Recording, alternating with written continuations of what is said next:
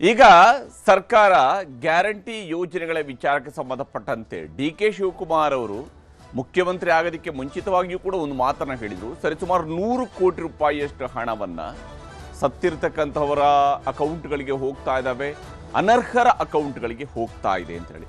ಈ ಅನರ್ಹರನ್ನ ಪತ್ತೆ ಹಚ್ಚುವಂಥದ್ದು ರಾಜ್ಯ ಸರ್ಕಾರದ ಜವಾಬ್ದಾರಿ.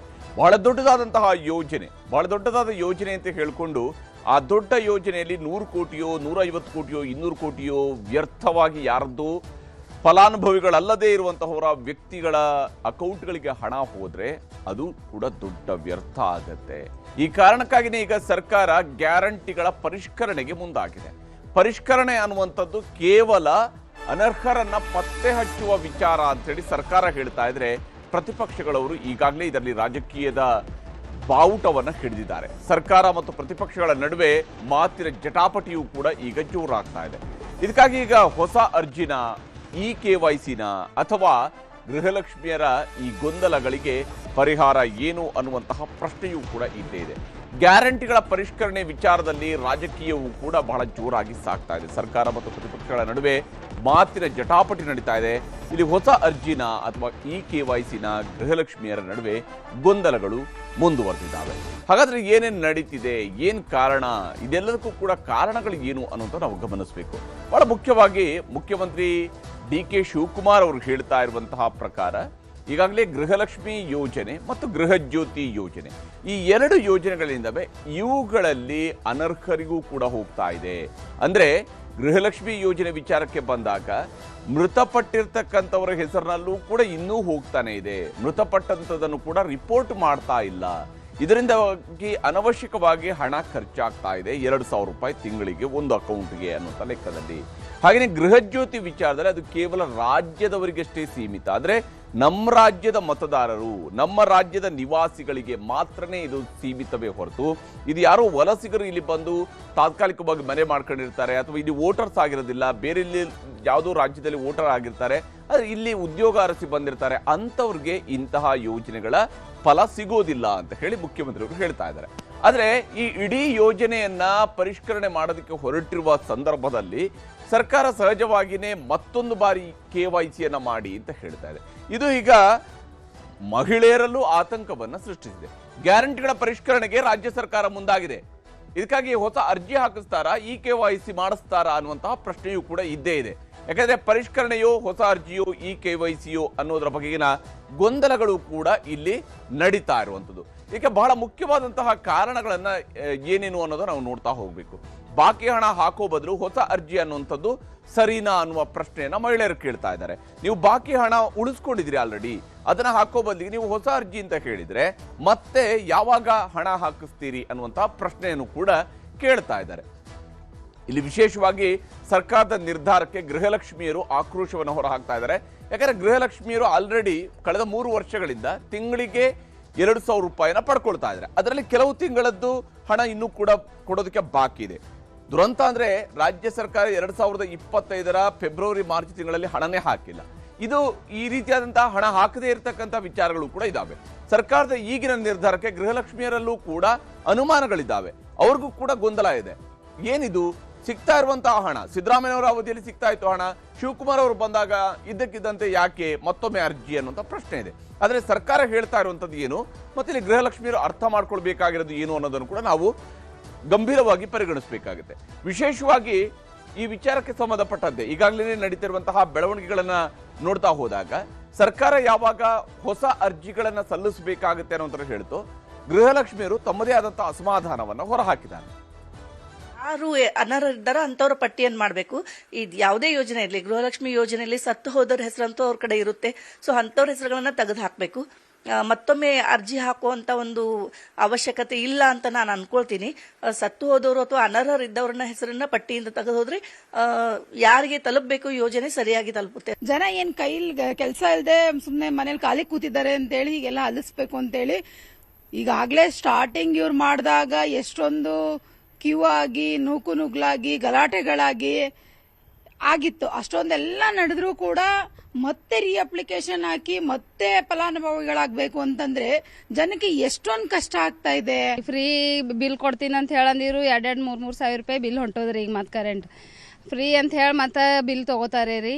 ಅದಕ್ಕೆ ಈ ಗೃಹಲಕ್ಷ್ಮಿನೂ ಹಾಕ್ತೀನಿ ಅಂತ ಹೇಳಿ ಹಾಕಲ್ ಹೋಗ್ಯಾರ ರೀ ಸರ್. ಅದ್ರ ಮೇಲೆ ಮತ್ತೆ ಅರ್ಜಿ ಹಾಕಂದ್ರೆ ಈಗ ಹಾಕೋದೇನಾಗಲ್ಲ. ಶ್ರೀಮಂತರಿಗೆ ಅದು ಗೃಹ ಜ್ಯೋತಿ ಅನುಕೂಲ ಆಗಾಕತೈತ್ರಿ. ಈಗ ಬಡವ ನಮ್ಮಂತ ಬಡವರಿಗೆ ನೋಡ್ರಿ ಪ್ರತಿ ತಿಂಗಳು ಈಗ ಬಿಲ್ ಬರಾಕತೈತಿ. ಅದರ ಸಲುವಾಗಿ ಪ್ರತಿ ವರ್ಷನೂ ರಿನ್ಯೂ ಮಾಡ್ರಿ ಅಂದ್ರೆ ಈಗ ಎಲ್ಲಾರ್ಗು ತುಂಬಾ ಅನುಕೂಲ ಆಗ್ತೈತ್ರಿ. ಈಗ ಅರ್ಜಿ ಹಾಕಂತಾರಿ, ನಮ್ ಕೈಲಿ ಆಗಲ್ರಿ ತಿರ್ಗಾಡೋದು. ವಯಸ್ಸಾದವ್ರು ಎಲ್ಲಿ ಹೋಗ್ತಾವ್ರಿ ತಿಳಿಯಲ್ಲ, ಏನಿಲ್ಲ. ಸಾಲಿ ಕಲಿಯರ್ದವ್ರು ಇದ್ದಿದ್ದೇವ್ ನಾವು, ಎಲ್ಲಂತ ಹೋಗ್ಬೇಕ್ರಿ ಗೊತ್ತಾಗೋದಿಲ್ಲ ನಮ್ಗೆ. ಈಗ ಆಗಲ್ರಿ ನಮಗೆ. ನಾವು ಮಾಡೋಣವ್ರು ನಾವು ಹೆಂಗೆ ಹೋಗ್ಬೇಕ್ರಿ, ಎಲ್ಲಿ ಹೋಗ್ಬೇಕ್ರಿ ನಮ್ಗೆ ಗೊತ್ತಾಗಲ್ರಿ. ನಾವು ಮಾಡೋಣವ್ರಿಗೆ ಹೊಟ್ಟೆ ತುಂಬ್ತದ್ರಿ. ಅದ್ರ ಸಲ ನಮ್ಗೆ ಏನು ಸಿದ್ದರಾಮಯ್ಯ ಏನೋ ಅದೇ ಪ್ರಕಾರ ಏನು ನಡಿಬೇಕು ನೋಡ್ರಿ ಸರ್. ಕರಿಬಾರ್ದ್ರಿ. ಮತ್ತೊಂದು ಇದೇ ಏನು ನಡೆದದಲ್ಲ ಅದೇ ನಡಿಬೇಕ್ರಿ. ಅರ್ಜಿ ಹಾಕಕ್ಕೆ ಆಗಲ್ರಿ, ನಮ್ಗೆ ಗೊತ್ತಾಗಂಗಿಲ್ಲ ರೀ. ಹಾಗಾದ್ರೆ ಇಷ್ಟೆಲ್ಲ ಆತಂಕ ಅಲ್ಲೂ ನಮ್ಗೆ ಆಗಲ್ಲ, ನಾವೀಗ ಮತ್ತೆ ಅಪ್ಲಿಕೇಶನ್ ಹಾಕೋದಕ್ಕಾಗಲ್ಲ, ನಮ್ಗೆ ವಯಸ್ಸಾಗಿದೆ, ನಾವ್ ಯಾಕೆ ಮತ್ತೆ ಅಪ್ಲಿಕೇಶನ್ ಹಾಕ್ಬೇಕು? ಯಾಕಂದ್ರೆ ಇಲ್ಲಿ ಮನೆ ಯಜಮಾನಿಯರನ್ನ ಗುರುತಿಸಿರುವಂಥದ್ದು ರೇಷನ್ ಕಾರ್ಡ್ನಲ್ಲಿ ಮನೆ ಯಜಮಾನಿ ಅಂತೇಳಿ ಮೆನ್ಷನ್ ಆಗಿರ್ತಕ್ಕಂತಹ ಮಹಿಳೆಯರನ್ನ ಗೃಹಲಕ್ಷ್ಮಿ ಅನ್ನೋದ್ರಲ್ಲಿ ಗುರುತಿಸಿದೆ. ಮನೆ ಯಜಮಾನಿಯರು ಸಹಜವಾಗಿ ವಯಸ್ಸಾದವರು ಕೂಡ ಮನೆ ಯಜಮಾನಿಯರಿದ್ದಾರೆ. ಈಗ ಮತ್ತೆ ಅವರು ಗೃಹಲಕ್ಷ್ಮಿಗೆ ಅಪ್ಲೈ ಮಾಡ್ತಾ ಕೂತ್ಕೊಳ್ಬೇಕು ಅಂತ ಹೇಳಿದ್ರೆ ಏನ್ ಕತೆ ಅನ್ನುವಂಥದ್ದು ಗೃಹಲಕ್ಷ್ಮಿಯರು ಇರುವಂತಹ ಆತಂಕ. ಆದರೆ ಇಲ್ಲಿ ಗೃಹಲಕ್ಷ್ಮಿಯರು ಗಮನಿಸಬೇಕಾಗಿರುವಂತಹ ಅಂಶಗಳಿದ್ದಾವೆ. ಗೃಹಲಕ್ಷ್ಮಿ ಮತ್ತು ಗೃಹಜ್ಯೋತಿ ಯೋಜನೆಗಳಿಗೆ ಸರ್ಕಾರ ಈಗ ಸರ್ಜರಿಯನ್ನ ಮಾಡೋದಿಕ್ಕೆ ಹೊರಟಿದೆ. ಆದರೆ ಯಾವ ಸ್ವರೂಪದ ಸರ್ಜರಿ ಇದು? ನಿಮಗೆ ಬರುವಂತಹ ಹಣಕ್ಕೆ ಕೊಕ್ಕೆಯನ್ನು ಹಾಕ್ತಾರಾ ಅಥವಾ ಯಾರ ಹಣಕ್ಕೆ ಕೊಕ್ಕೆ ಹಾಕ್ತಾರೆ? ಗೃಹಲಕ್ಷ್ಮಿ ಮತ್ತು ಗೃಹಜ್ಯೋತಿ ಯೋಜನೆಗಾಗಿ ಹೊಸ ಅರ್ಜಿ ಸಲ್ಲಿಕೆ ಮಾಡುವಂಥದ್ದು ಕಡ್ಡಾಯ ಆಗಿದೆ. ಹೌದು, ತಿಂಗಳಿಗೆ 2,000 ರೂಪಾಯಿ ಬರುತ್ತೆ. ಆದರೆ ಈ ಯೋಜನೆಗೆ ಮತ್ತೊಮ್ಮೆ ನೀವು ಅರ್ಜಿ ಸಲ್ಲಿಕೆಯನ್ನು ಮಾಡಬೇಕಾಗತ್ತೆ. ಈ ಯೋಜನೆಗೆ ಇನ್ನೊಂದು ಬಾರಿ ನೀವು ಅರ್ಜಿಯನ್ನು ಸಲ್ಲಿಕೆ ಮಾಡಬೇಕಾಗುತ್ತೆ. ಯಾಕಂದ್ರೆ ಹೊಸ ಅರ್ಜಿಯಲ್ಲಿ ಕೆಲವೊಂದು ಮಾರ್ಪಾಡುಗಳನ್ನು ಸರ್ಕಾರ ಮಾಡಿದೆ. 2-3 ದಿನಗಳಲ್ಲಿ ಹೊಸ ಅರ್ಜಿ ಸಲ್ಲಿಕೆಗೆ ಆನ್ಲೈನ್ನಲ್ಲೇ ಅವಕಾಶವನ್ನು ಮಾಡಿಕೊಡ್ತಾರೆ. ಇದು ಮತ್ತೊಂದು ದೊಡ್ಡ ಎಕ್ಸರ್ಸೈಸ್. ಇದು ನಡೆಯೋದಕ್ಕೆ ಇರುವಂಥದ್ದು, ರಾಜ್ಯ ಸರ್ಕಾರ ಮಾಡೋದಕ್ಕೆ ಹೊರಟಿರುವಂಥದ್ದು. 2-3 ದಿವಸಗಳಲ್ಲಿ ಹೊಸ ಅರ್ಜಿ ಸಲ್ಲಿಕೆಗೆ ಆನ್ಲೈನ್ನಲ್ಲಿನೇ ಅವಕಾಶವೂ ಕೂಡ ಸಿಗುತ್ತೆ. ಸುಮಾರು 8ರಿಂದ 10 ಪ್ರಶ್ನೆಗಳು ಈ ಅರ್ಜಿಯಲ್ಲಿ ಇರ್ತವೆ. 8ರಿಂದ 10 ಪ್ರಶ್ನೆಗಳು ಈ ಅರ್ಜಿಯಲ್ಲಿ ಇರ್ತವೆ. ಯಾಕಂದ್ರೆ ಆಲ್ರೆಡಿ ಫಲಾನುಭವಿಗಳಲ್ಲಿ ಒಂದಷ್ಟು ಮಂದಿ ಕೊಟ್ಟಿ ಫಲಾನುಭವಿಗಳು ಸೇರ್ಕೊಂಡಿದ್ದಾರೆ. ಜೊತೆಗೆ ಮೃತಪಟ್ಟಿರ್ತಕ್ಕಂತಹ ಮಹಿಳೆಯರು ಕೂಡ ಈ ಫಲಾನುಭವಿಗಳ ಲಿಸ್ಟ್ನಲ್ಲಿ ಇನ್ನೂ ಕೂಡ ಹಾಲಿಯಾಗಿದೆ ಉಳ್ಕೊಂಡಿದ್ದಾರೆ. ಅರ್ಜಿಯ ಪ್ರಶ್ನೆಗಳಿಗೆ ಉತ್ತರಿಸುವುದರ ಜೊತೆಗೆ ಬಯೋಮೆಟ್ರಿಕ್ ಅನ್ನ ಸರ್ಕಾರ ಕಡ್ಡಾಯ ಮಾಡಿದೆ. ಈ ಬಾರಿ ಕೇವಲ ಅರ್ಜಿ ಸಲ್ಲಿಸೋದು ಮಾತ್ರ ಅಲ್ಲ, ಬಯೋಮೆಟ್ರಿಕ್ ಕೂಡ ಕಡ್ಡಾಯ ಆಗಿದೆ. ಅದರಿಂದಾಗಿ ಯಾರು ಅರ್ಹರಿದ್ದಾರೆ ಅನ್ನೋದನ್ನ ಪತ್ತೆ ಹಚ್ಚೋದು ಸರ್ಕಾರಕ್ಕೆ ಸುಲಭ ಆಗುತ್ತೆ. ಇದರಲ್ಲಿರುವಂತಹ ಪ್ರಶ್ನೆಗಳು ಯಾವ ರೀತಿಯಾಗಿರಬಹುದು ಅನ್ನೋದನ್ನ ಗಮನಿಸೋದಾದ್ರೆ, ಮನೆ ಯಜಮಾನಿ ಯಾರು ಅನ್ನುವಂತಹ ಪ್ರಶ್ನೆಯೂ ಕೂಡ ಬರುತ್ತೆ. ಯಾಕಂದ್ರೆ ರೇಷನ್ ಕಾರ್ಡ್ ಇರುತ್ತೆ, ರೇಷನ್ ಕಾರ್ಡ್ನಲ್ಲಿ ಮನೆ ಯಜಮಾನಿ ಅನ್ನುವಂಥದ್ದನ್ನ ಹೆಸರಿಸಲಾಗಿರುತ್ತೆ. ಹೀಗಾಗಿ ಮನೆ ಯಜಮಾನಿ ಯಾರು, ಮನೆ ಯಜಮಾನಿಯ ಆಧಾರ್ ಸಂಖ್ಯೆ ಏನು, ಇದೇ ಮನೆ ಯಜಮಾನಿಯ ಆಧಾರ್ ಸಂಖ್ಯೆ ಯಾವುದು ಅನ್ನೋದನ್ನ ಹಾಕಿದ ತಕ್ಷಣನೇ ಆ ಮನೆಗೆ ಸಂಬಂಧಪಟ್ಟಂತಹ ಡೀಟೇಲ್ಸ್ ಅನ್ನು ತಗೊಳ್ಳೋದಕ್ಕೆ ಸಾಧ್ಯ ಆಗುತ್ತೆ. ಮನೆ ಯಜಮಾನಿಯ ಬ್ಯಾಂಕ್ ಖಾತೆಯ ಮಾಹಿತಿಯನ್ನು ಕೂಡ ಇದರಲ್ಲಿ ಪಡ್ಕೊಳ್ಳಲಾಗುತ್ತೆ. ಮನೆ ಯಜಮಾನಿಯ ಬ್ಯಾಂಕ್ ಖಾತೆಯ ಮಾಹಿತಿಯನ್ನು ಆಧಾರ್ ಜೊತೆಗೆ ಲಿಂಕ್ ಆಗಿರುತ್ತೆ. ಹೀಗಾಗಿ ಅವುಗಳನ್ನು ಕೂಡ ಪಡ್ಕೊಳ್ತಾರೆ. ಮನೆಯಲ್ಲಿ ಎಷ್ಟು ಸದಸ್ಯರಿಗೆ ಗೃಹಲಕ್ಷ್ಮಿ ಹಣ ಬರುತ್ತೆ ಅನ್ನುವಂಥದ್ದು ಇದು ಬಹಳ ಟ್ರಿಕ್ಕಿ ಆಗಿರುವಂತಹ ಪ್ರಶ್ನೆ. ಯಾಕಂದ್ರೆ ಒಂದೇ ಮನೆಯಲ್ಲಿ ಒಬ್ಬರಿಗೆ ಮಾತ್ರ ಯಜಮಾನಿ ಆಗೋದಕ್ಕೆ ಸಾಧ್ಯ, ಒಂದು ಮನೆಯಲ್ಲಿ ಒಬ್ಬರಿಗೆ ಮಾತ್ರ ಹಣ ಬರೋದಕ್ಕೆ ಸಾಧ್ಯ. ಬಹುಶಃ ಸರ್ಕಾರ ಈ ಹಿಂದೆ ಒಂದು ಬಾರಿ ರಾಜ್ಯ ಸರ್ಕಾರ ಆಹಾರ ಇಲಾಖೆಯಲ್ಲಿ ಮಾಡಿತ್ತು. ರೇಷನ್ ಕಾರ್ಡ್ ಮತ್ತು RR ನಂಬರ್ ಅನ್ನು ಟ್ಯಾಲಿ ಮಾಡುವಂತಹ ಕೆಲಸವನ್ನು ಮಾಡಿತ್ತು. ಆ ಸಂದರ್ಭದಲ್ಲಿ ಅನೇಕ ಸುಮಾರು 30 ಲಕ್ಷದಷ್ಟು ನಕಲಿ ಕಾರ್ಡ್ಗಳನ್ನ ಏಕಾಏಕಿ ತೆಗೆದು ಹಾಕೋದಕ್ಕೆ ರಾಜ್ಯ ಸರ್ಕಾರಕ್ಕೆ ಸಾಧ್ಯ ಆಗಿತ್ತು. ಈಗಲೂ ಕೂಡ ಬಹುತೇಕ ಸರ್ಕಾರ ಅಂಥದ್ದೊಂದು ಯೋಚನೆಯನ್ನ ಮಾಡಿದ್ರೆ ಒಂದೇ ಮನೆಯಲ್ಲಿ 2-3 ಜನ ಕೇವಲ ಈ ಯೋಜನೆಗೆ ಬೇಕಾಗಿ ಈ ರೇಷನ್ ಕಾರ್ಡ್ಗಳನ್ನು ಮಾಡಿಸ್ಕೊಂಡಿದ್ರೆ ಅಂತಹ ರೇಷನ್ ಕಾರ್ಡ್ಗಳಲ್ಲಿ ಅಸಲಿ ಯಾವುದು ನಕಲಿ ಯಾವುದು ಅನ್ನೋದನ್ನ ಪತ್ತೆ ಹಚ್ಚೋದಕ್ಕೆ ಸಾಧ್ಯ ಆಗುತ್ತೆ. ಆ ವಿಚಾರದಲ್ಲಿ ಸರ್ಕಾರ ಏನು ಕ್ರಮ ಕೈಗೊಳ್ಳುತ್ತೆ ನೋಡಬೇಕು. ಇನ್ನು ಯಾವ ಜಾತಿ ಅನ್ನುವಂಥದ್ದನ್ನು ಕೂಡ ಅದರಲ್ಲಿ ಮೆನ್ಷನ್ ಮಾಡಬೇಕಾಗತ್ತೆ. ಅಂದರೆ ಜಾತಿವಾರು ಇರುವಂತಹ ವಿವರಗಳನ್ನು ಸರ್ಕಾರ ಪಡ್ಕೊಳ್ಳೋದು ಸರ್ವೇಸಾಮಾನ್ಯ. ಮನೆ ಯಜಮಾನಿಯ ಪತಿಯ ಹೆಸರು ಪ್ಲಸ್ ಆಧಾರ್ ಸಂಖ್ಯೆಯನ್ನು ಕೂಡ ಪಡ್ಕೊಳ್ತಾರೆ. ಮನೆ ಯಜಮಾನಿಯ ಪತಿಯ ಹೆಸರು ಮತ್ತು ಆಧಾರ್ ಸಂಖ್ಯೆ ಬದುಕಿದ್ರೆ ಅನ್ನುವಂತಹ ವಿಚಾರಗಳಲ್ಲಿ ತೆಗೆದುಕೊಳ್ತಾರೆ. IT GST ಪಾವತಿದಾರರ ಅನ್ನೋದರ ಬಗ್ಗೆಯೂ ಕೂಡ ಪರಿಶೀಲನೆ ನಡೆಸ್ತಾರೆ. ಅಂದರೆ ಒಂದು GST ನಂಬರ್ ಇರತಕ್ಕಂತಹ ಯಾವುದೇ ವ್ಯಕ್ತಿಗಳಿಗೂ ಕೂಡ ಈ ಗೃಹಲಕ್ಷ್ಮಿ ಯೋಜನೆ ಸಿಗೋದಿಲ್ಲ. IT ಪಾವತಿದಾರರಿಗೆ ಯಾರಿಗೂ ಕೂಡ ಗೃಹಲಕ್ಷ್ಮಿ ಯೋಜನೆ ಸಿಗುವುದಿಲ್ಲ. ಹೀಗಾಗಿ IT ಮತ್ತು GST ಪಾವತಿದಾರರ ಅನ್ನುವ ಅಂಶವನ್ನು ಕೂಡ ಸರ್ಕಾರ ಇಲ್ಲಿ ಪರಿಶೀಲನೆಯನ್ನು ಮಾಡ್ತಾ ಇದೆ. ಇದು ಈ ಹಿಂದೆಯೂ ಕೂಡ ಇತ್ತು. IT ಮತ್ತು GST ಪಾವತಿದಾರರಿಗೆ ಈ ಹಿಂದೆಯೂ ಕೂಡ ಗೃಹಲಕ್ಷ್ಮಿಯನ್ನು ಕೊಡ್ತಿರಲಿಲ್ಲ. APL ಅಥವಾ BPL ಕಾರ್ಡ್ ಇದೆಯಾ ಅನ್ನುವಂತಹ ಪ್ರಶ್ನೆಯನ್ನು ಕೂಡ ಕೇಳಲಾಗುತ್ತೆ. ಯಾಕಂದರೆ ಮನೆ ಯಜಮಾನಿ ಅನ್ನುವಂಥದ್ದು ಗುರುತಿಸುವಂಥದ್ದು APL ಅಥವಾ BPL ಕಾರ್ಡ್, ಎರಡೂ ಕಾರ್ಡ್ಗಳಲ್ಲೂ ಕೂಡ ಮನೆ ಯಜಮಾನಿ ಅನ್ನುವಂಥದ್ದು ಇದೆ. ಸರ್ಕಾರ ಎಲ್ಲೂ ಕೂಡ ಇದು ಕೇವಲ BPL ಕಾರ್ಡ್ದಾರರಿಗೆ ಮಾತ್ರ ಇರುವ ಯೋಜನೆ ಅಂತ ಹೇಳ್ತಾ ಇಲ್ಲ. ಸರ್ಕಾರ ಇದನ್ನು APL ಮತ್ತು BPL ಕಾರ್ಡ್ನ ಎಲ್ಲ ಮನೆಗಳ ಯಜಮಾನಿಯರಿಗೆ ಅಂತ ಹೇಳಿದೆ. ಓನ್ಲಿ ಯಾರಿಗೆ ಅನರ್ಹರು ಅಂತೇಳಿ ಸರ್ಕಾರ ಹೇಳಿದೆ ಅಂತ ಹೇಳಿದ್ರೆ, ಒಂದು ಆಲ್ರೆಡಿ IT ಪಾವತಿದಾರರಾಗಿದ್ದರೆ ಅವರು ಅಥವಾ ಅವರ ಗಂಡ, ಈ ವಿಚಾರದಲ್ಲಿ ಸರ್ಕಾರ ಹೇಳ್ತಾ ಇದೆ. ಹಾಗೆಯೇ ವಿಶೇಷವಾಗಿ GST ಪಾವತಿದಾರರಾಗಿದ್ದರೆ ಅಂಥವ್ರಿಗೆ ಮಾತ್ರನೇ ಈ ಪಟ್ಟಿಯಿಂದ ಹೊರಗಿಡಲಾಗುತ್ತೆ. ಇನ್ನು ಗೃಹಜ್ಯೋತಿಗೆ ಫಿಲ್ಟರ್ ಅನ್ನು ಹಾಕಲಾಗ್ತಾ ಇದೆ. ಈಗ ಗೃಹಜ್ಯೋತಿಯನ್ನ ಸುಮಾರು 1,70,00,000 ಮನೆಗಳಿಗೆ ಕೊಡ್ತಾ ಇದ್ದಾರೆ. 1.70 ಕೋಟಿ ಕುಟುಂಬಗಳಿಗೆ ಗೃಹಜ್ಯೋತಿ ಕೊಡ್ತಾ ಇದ್ದಾರೆ. ಇದಕ್ಕೆ ರಾಜ್ಯದಲ್ಲಿ ಖರ್ಚಾಗ್ತಾ ಇರುವಂತಹ ಹಣ 440 ಕೋಟಿ ರೂಪಾಯಿಗಳು ಪ್ರತಿ ತಿಂಗಳು ಖರ್ಚಾಗ್ತಾ ಇರುವಂತಹ ಹಣ ರಾಜ್ಯ ಸರ್ಕಾರದ ಬೊಕ್ಕಸಕ್ಕೆ ಆಗ್ತಿರುವಂತಹ ಹೊರೆ. ಆದರೆ ಗೃಹ ಬಳಕೆ ಹೆಸರಿನಲ್ಲಿ ಕಮರ್ಷಿಯಲ್ ಬಳಕೆಗೂ ಕೂಡ ಉಚಿತ ವಿದ್ಯುತ್ತನ್ನು ಬಳಕೆ ಮಾಡ್ಕೊಳ್ತಾ ಇದ್ದಾರೆ. ಅಂದರೆ ಒಂದೇ ಬಿಲ್ಡಿಂಗ್ ಇರುತ್ತೆ, ಆ ಬಿಲ್ಡಿಂಗ್ನ ಕೆಳಗಡೆ ಅಂಗಡಿ ಇರುತ್ತೆ, ಮೇಲ್ಗಡೆ ಮನೆ ಇರುತ್ತೆ, ಅಥವಾ ಇಂತಹ ಕೆಳಗಡೆ ಮನೆ ಇರುತ್ತೆ, ಮೇಲ್ಗಡೆ ಕಮರ್ಷಿಯಲ್ ಸ್ಪೇಸ್ ಇರುತ್ತೆ. ಇವು ಎರಡಕ್ಕೂ ಕೂಡ ಸೇಮ್ ಕನೆಕ್ಷನ್ ಮೂಲಕವಾಗಿಯೇ ಪಾವತಿ ಮಾಡಿಸ್ಕೊಳ್ತಾ ಇರುವಂಥವ್ರು ಇದ್ದಾರೆ. ಹೀಗಾಗಿ ಗೃಹ ಬಳಕೆ ಹೆಸರಿನಲ್ಲಿ ಕಮರ್ಷಿಯಲ್ ಬಳಕೆಗೂ ಉಚಿತ ವಿದ್ಯುತ್ತನ್ನು ಬಳಕೆ ಮಾಡ್ತಾ ಇರುವಂಥವ್ರ ಮೇಲೆ ಈಗ ಕಡಿವಾಣ ಹಾಕೋದಕ್ಕೆ ರಾಜ್ಯ ಸರ್ಕಾರ ಮುಂದಾಗ್ತಾ ಇದೆ. ವಾಣಿಜ್ಯ ಕಟ್ಟಡ, ಅಂಗಡಿ, ಮಳಿಗೆಗಳಿಗೂ ಕೂಡ ವಿದ್ಯುತ್ ಬಳಕೆ ಆಗ್ತಾ ಇರುವಂಥದ್ದು ಸರ್ಕಾರದ ಗಮನಕ್ಕೆ ಬಂದಿದೆ. ಸರ್ಕಾರದ ಗಮನಕ್ಕೆ ಇಂತಹ ಪ್ರಕರಣಗಳು ಬಂದಾಗ ಮಾತ್ರ ಸರ್ಕಾರ ಅದನ್ನು ಪರಿಶೀಲನೆ ಮಾಡೋದಕ್ಕೆ ಹೊರಡುತ್ತೆ. ಆ ಮೂಲಕ ಒಂದಷ್ಟು ಸಾವಿರ ಗಟ್ಟಲೆಯಲ್ಲಿ ಈ ರೀತಿಯಾಗಿ ಅಕ್ರಮವಾಗಿ ಬಳಕೆ ಮಾಡಿಕೊಳ್ತಾ ಇರುವಂಥವ್ರು ಇದ್ದಾರೆ. ಹಾಗೆಯೇ ಮೂಲ ನಿವಾಸಿಗಳ ಹೆಸರಿನಲ್ಲಿ ಹೊರ ರಾಜ್ಯದವರಿಂದಲೂ ಕೂಡ ಬಳಕೆಗಳಾಗ್ತಾ ಇದ್ದಾವೆ. ಇದು ಬಹಳ ಗಂಭೀರವಾಗಿರತಕ್ಕಂಥ ವಿಚಾರ. ವಿಶೇಷವಾಗಿ ಬೆಂಗಳೂರು ಮಹಾನಗರದ ಉದಾಹರಣೆಯನ್ನು ತೆಗೆದುಕೊಂಡ್ರೆ, ಬೆಂಗಳೂರು ಮಹಾನಗರದಲ್ಲಿ ಈಗ ಆಲ್ರೆಡಿ ಒಬ್ಬರು ಬಾಡಿಗೆದಾರ ಇರ್ತಾರೆ. ಅವರಿಗೆ ಈ ಒಂದು ಗೃಹಜ್ಯೋತಿಯ ಅಡಿಯಲ್ಲಿ ಉಚಿತ ವಿದ್ಯುತ್ ಪಡೆದಿರ್ತಾರೆ. ಆ ಬಾಡಿಗೆದಾರ ಆ ಮನೆಯನ್ನು ಖಾಲಿ ಮಾಡಿ ಬೇರೆ ಮನೆಗೆ ಹೋಗ್ತಾನೆ. ಅಂತ ಸಂದರ್ಭದಲ್ಲಿ ಇನ್ಯಾವುದೋ ರಾಜ್ಯದಿಂದ ಬಂದಿರುವಂತಹ ವ್ಯಕ್ತಿ ಈ ಮನೆಗೆ ಬಾಡಿಗೆಗೆ ಬಂದಿರ್ತಾರೆ.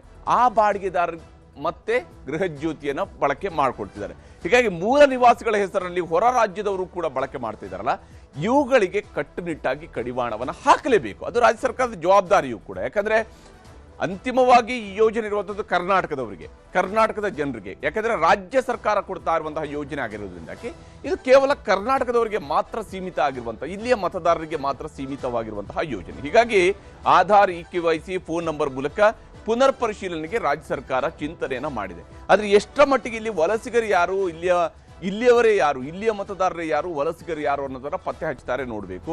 ವಿಶೇಷವಾಗಿ Aadhaar number, EKYC, phone number ಇವುಗಳ ಮೂಲಕವಾಗಿ ಪುನರ್ ಪರಿಶೀಲನೆಗೆ ಸರ್ಕಾರ ಚಿಂತನೆಯನ್ನ ಮಾಡ್ಕೊಳ್ತಾ ಇದೆ. ಆದರೆ ಇದರಲ್ಲಿ ಇದು ಖಂಡಿತವಾಗ್ಲೂ ಕೂಡ, ಯಾಕಂದ್ರೆ ಇದು ಸಾರ್ವಜನಿಕರಲ್ಲೂ ಕೂಡ ಇರಲೇಬೇಕಾಗಿರುವಂತಹ ಒಂದು ಪ್ರಾಮಾಣಿಕತೆ, ನೈತಿಕತೆ. ಸಾರ್ವಜನಿಕರು ಕೂಡ ತಾವು ಯೋಜನೆಯನ್ನು ಪಡ್ಕೊಳ್ತಾ ಇರುವಂತಹ ವ್ಯಕ್ತಿಗಳು ಕೂಡ ಇದನ್ನ ಸರಿಯಾಗಿ ರಿಪೋರ್ಟ್ ಮಾಡ್ತಾ ಹೋದರೆ ಕಾಲದಿಂದ ಕಾಲಕ್ಕೆ ಈ ರೀತಿಯಾಗಿ ದುರ್ಬಳಕೆ ಆಗೋದನ್ನು ತಡೆಯೋದಕ್ಕೆ ಸಾಧ್ಯ ಆಗುತ್ತೆ. ಸೇವಾ ಸಿಂಧು ಪೋರ್ಟಲ್ನಲ್ಲಿ ರೀವೆರಿಫಿಕೇಶನ್ಗೆ ಈಗ ಅವಕಾಶವನ್ನು ರಾಜ್ಯ ಸರ್ಕಾರ ಕಲ್ಪಿಸ್ತಾ ಇದೆ. ಸೇವಾ ಸಿಂಧು ಪೋರ್ಟಲ್ ಮೂಲಕವಾಗಿಯೇ ರೀವೆರಿಫಿಕೇಶನ್ ಅನ್ನ ಮಾಡ್ಕೊಳ್ಬಹುದು ಅಂತೇಳಿ ಸರ್ಕಾರ ಹೇಳ್ತದೆ. ಈ ವಿಚಾರದಲ್ಲಿ ಮುಖ್ಯಮಂತ್ರಿ ಶಿವಕುಮಾರ್ ಅವರು ಏನು ಹೇಳ್ತಿದ್ದಾರೆ ಅನ್ನೋದು ನಿಮ್ಗೆ ತೋರಿಸ್ತೀನಿ.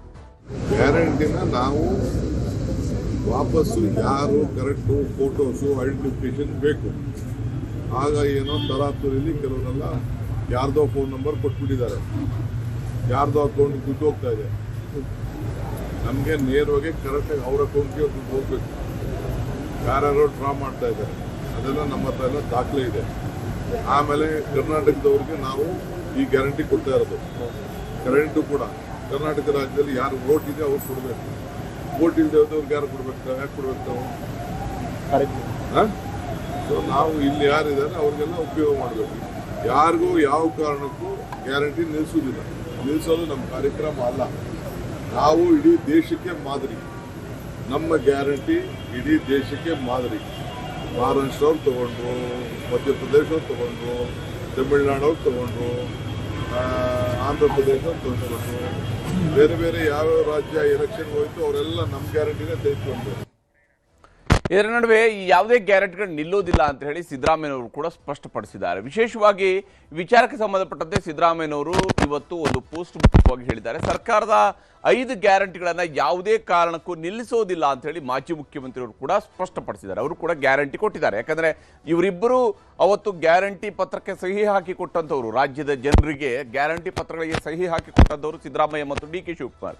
ಈಗ ಡಿ ಕೆ ಶಿವಕುಮಾರ್ ಅವರ ಸರ್ಕಾರ ಇದರ ಪುನರ್ ಪರಿಶೀಲನೆಯನ್ನು ಏನು ಮಾಡ್ತಾ ಇದೆ, ಅನರ್ಹರನ್ನ ಪತ್ತೆ ಹಚ್ಚೋದಕ್ಕೆ ಹೊರಟಿದೆ. ಈ ಸಂದರ್ಭದಲ್ಲಿ ಸಿದ್ದರಾಮಯ್ಯನವರು ಕೂಡ ಗ್ಯಾರಂಟಿ ಕೊಟ್ಟಿದ್ದಾರೆ.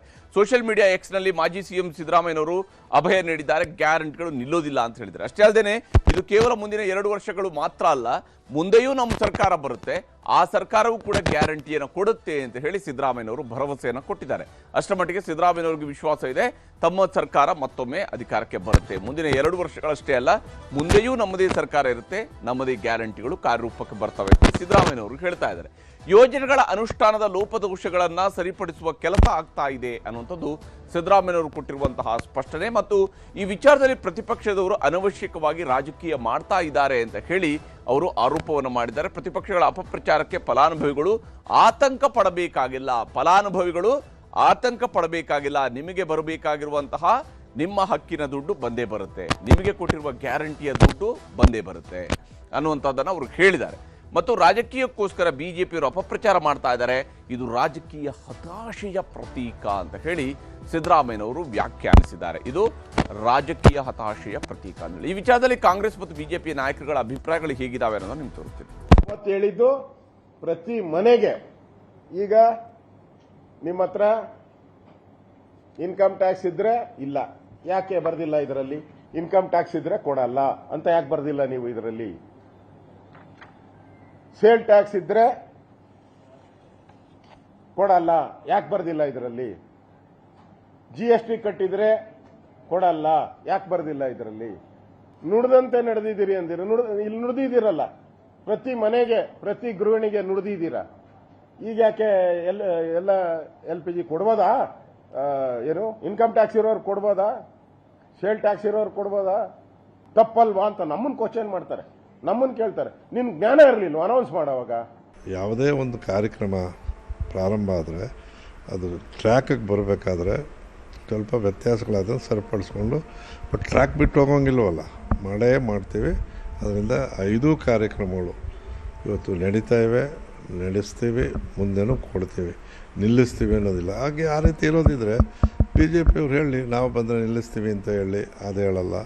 ಇಲ್ಲ ಅರ್ಜಿ ನೀವು ಹಾಕ್ಬೇಡ ಅಂತ ಅವರು. ಆಮೇಲೆ ನಾವಿದು ಪಕ್ಷಾತೀತವಾಗಿ ಮಾಡಿರೋದು, ಜಾತ್ಯತೀತವಾಗಿ ಪಕ್ಷಾತೀತವಾಗಿ ಜನರ ಭಾವನೆಗೆ, ನಮ್ಮ ಬದುಕಿಗೆ ನಾವು ಸಹಾಯ ಮಾಡ್ತಿರೋದು. ಬೇಡ ಅಂದರೆ ಹಾಕೋದು ಬೇಡ. ಯಾರು ನಿಜವಾದಂಥ ನೀಡಿ ಪರ್ಸನ್ಸ್ ಇದ್ದಾರೆ ಅವ್ರು ಕೊಡೋಣ. ಹೀಗೆ ಗ್ಯಾರಂಟಿ ವಿಚಾರದಲ್ಲಿ ಸರ್ಕಾರ ಹೇಳ್ತಾ ಇದೆ, ಇದು ರಾಜ್ಯದವರಿಗಷ್ಟೇ ಗ್ಯಾರಂಟಿ, ಬೇರೆಯವರಿಗೆ ಇಲ್ಲ ಅನ್ನೋಂಥದ್ದು ಅಂತಿಮವಾಗಿ ಅರ್ಥ ಮಾಡ್ಕೊಳ್ಬೇಕಾಗಿರೋದು. ಉಳಿದಂತೆ ಫಲಾನುಭವಿಗಳು ಆತಂಕ ಪಡಬೇಕಾಗಿಲ್ಲ. ಯಾವ್ಯಾವ ಕಂಡೀಷನ್ಸ್ ಹಿಂದೆ ಇತ್ತು ಅದೇ ಕಂಡೀಷನ್ ಇದೆ. ಮೃತಪಟ್ಟಿರುವಂಥವರಿಗೆ ಹೋಗ್ತಾ ಇದೆ, ಆ ಹಣವನ್ನು ನಲ್ಲಿಸಬೇಕಾಗಿದ್ದು ಸರ್ಕಾರದ ಜವಾಬ್ದಾರಿ. ಒಂದು ಆ ಕುಟುಂಬಗಳವರ ಜವಾಬ್ದಾರಿ. ಆ ಕುಟುಂಬಗಳವರು ಆ ಜವಾಬ್ದಾರಿಯನ್ನು ನಿಭಾಯಿಸದೇ ಇದ್ದಾಗ ಸರ್ಕಾರ ಅನಿವಾರ್ಯವಾಗಿ ಇಂಥದ್ದೊಂದು ಕ್ರಮಕ್ಕೆ ಮುಂದಾಗುವಂಥ ಅವಕಾಶ ಸೃಷ್ಟಿಯಾಗುತ್ತೆ. ಎರಡನೇ ಸುದ್ದಿ ಕಡೆಗೆ ಹೋಗೋಣ. ಟೌನ್ಶಿಪ್ ಜಮೀನಿಗೆ ಪರ ವಿರೋಧ, ರೈತರು ಬಿಟ್ಟರು ರಾಜಕಾರಣಿಗಳು ಬಿಡ್ತಾ ಇಲ್ಲ. ದಳಪತಿಗಳ ಹೋರಾಟಕ್ಕೆ DK ಟಕ್ಕರ್. ಇದುವೇ ಚಿತ್ರದುರ್ಗದ ಎರಡನೇ ಸ್ಟೋರಿ, ಬಿಡದಿ ಬಡಿದಾಟ.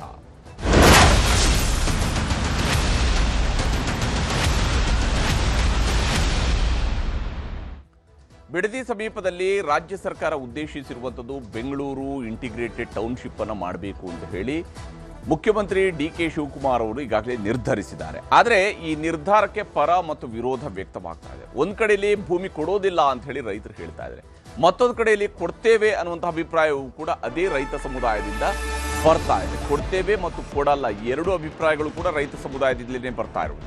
ಆದರೆ ಬಿಡದಿ ಟೌನ್ಶಿಪ್ಗೆ ಭೂಮಿ ಕೊಡೋದಕ್ಕೆ ಸಂಬಂಧಪಟ್ಟಂತೆ ಪರ ವಿರೋಧ ತೀವ್ರ ಸ್ವರೂಪದಲ್ಲಿ ಮುಂದುವರಿತಾ ಇದೆ. ರೈತರ ಹೋರಾಟದೊಂದಿಗೆ ರಾಜಕೀಯದ ಜಿದ್ದಾಜಿದ್ದಿಯೂ ಕೂಡ ಜೋರಾಗ್ತಾ ಇದೆ. ವಿಶೇಷವಾಗಿ ರಾಜಕೀಯದ ಕಾರಣಕ್ಕಾಗಿಯೇ ಪರ ಮತ್ತು ವಿರುದ್ಧ ಅನ್ನುವಂತಹದ್ದು ನಿಲುವುಗಳು ತೀವ್ರ ಸ್ವರೂಪವನ್ನ ಪಡ್ಕೊಳ್ತಾ ಇರುವಂಥದ್ದು. ಇವತ್ತು ಮಹಿಳಾ ಸಂಘಟನೆಗಳ ನೇತೃತ್ವದಲ್ಲೂ ಕೂಡ ಹೋರಾಟವನ್ನು ನಡೆಸಿದ್ದಾರೆ. ನಮ್ಮ ಭೂಮಿ ನಮ್ಮ ಹಕ್ಕು ಅನ್ನುವಂಥ ಅಭಿಪ್ರಾಯವನ್ನು ಕೂಡ ಇಲ್ಲಿ ಹೋರಾಟಗಾರರು ವಿಶೇಷವಾಗಿ ರೈತರು ಹೇಳ್ತಾ ಇದ್ದಾರೆ. ನಮ್ಮ ಭೂಮಿನೇ ನಮ್ಮ ಹಕ್ಕು ಅಂತ ಹೇಳಿ ಬಿಡದಿ ಟೌನ್ಶಿಪ್ ನಿರ್ಮಾಣಕ್ಕೆ ಪರ ವಿರೋಧ ವ್ಯಕ್ತವಾಗ್ತಾ ಇರುವಂಥದ್ದು. ಇಲ್ಲಿ ಮಹಿಳೆಯರು ಹೋರಾಟದ ಮುಂಚೂಣಿಯಲ್ಲಿ ನಿಂತಿದ್ರು. ರೈತ ಮಹಿಳೆಯರಿಂದ ಬೈರಮಂಗಲ ಚಲೋ ಕಾರ್ಯಕ್ರಮವನ್ನು ಪ್ರತಿಭಟನೆಯನ್ನು ಇವತ್ತು ಹಮ್ಮಿಕೊಳ್ಳಲಾಗಿತ್ತು. ಬೈರಮಂಗಲ ಚಲೋ ಅಂತೇಳಿ ಪ್ರತಿಭಟನೆ ಹಮ್ಮಿಕೊಂಡಿದ್ರು.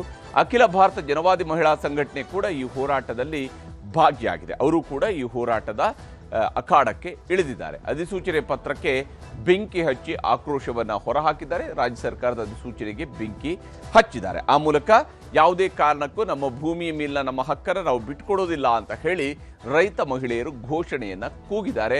ಯಾವುದೇ ಕಾರಣಕ್ಕೂ ಭೂಮಿ ಬಿಟ್ಕೊಡೋದಿಲ್ಲ ಅಂತ ಹೇಳ್ತಾ ಇದ್ದಾರೆ.